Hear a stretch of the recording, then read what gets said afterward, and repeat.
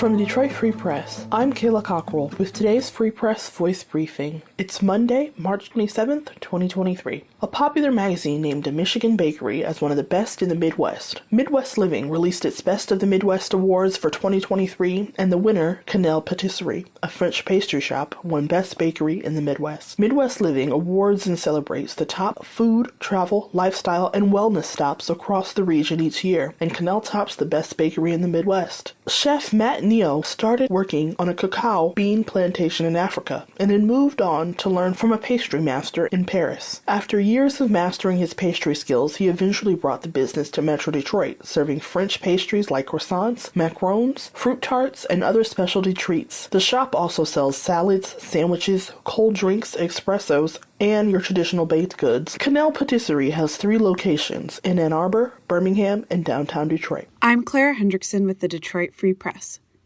Governor Gretchen Whitmer was busy Friday, signing 4 pieces of legislation that make major changes to Michigan's labor laws and another with a big change coming to 3rd grade classrooms. With the stroke of her pen, Whitmer repealed Right to Work in Michigan, the law that currently allows those in unionized jobs to opt out of paying union dues or fees. The Democratic bills passed on a party line vote, and Whitmer's signature means Michigan will become the first state in nearly 60 years to repeal its right to work law. She also reinstated a prevailing wage law requiring union-level wages and benefits for workers completing state-funded construction projects, such as those bid out by local school districts.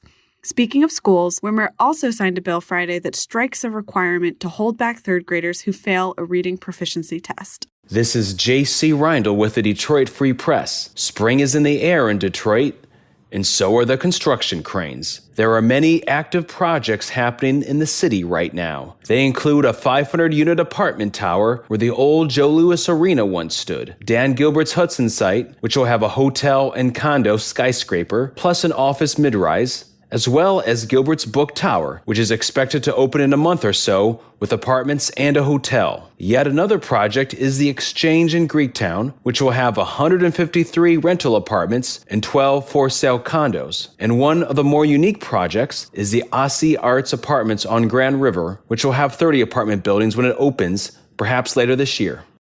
I'm Kirkland Crawford with the Free Press Sports Department, wrapping up spring training. We are finally through all the Grapefruit League games, and the Detroit Tigers now only have the games that count on their schedule. On Sunday, they completed their exhibition slate with an 11-10 win over the Tampa Bay Rays down in Lakeland. And now those 2 teams will take a few days off and technically head south to St. Petersburg to begin the regular season on Thursday. The only thing for sure with the Tigers' opening day lineup will be the starting pitcher. That will be Eduardo Rodriguez, and we can assume which players will likely be in the lineup, but the placement in that order is almost anyone's guess. Will Riley Green lead off? Hit third? Will Miguel Cabrera begin his final season in his customary cleanup spot? Manager A.J. Hinch will provide those answers in due time, so we'll just have to wait and see.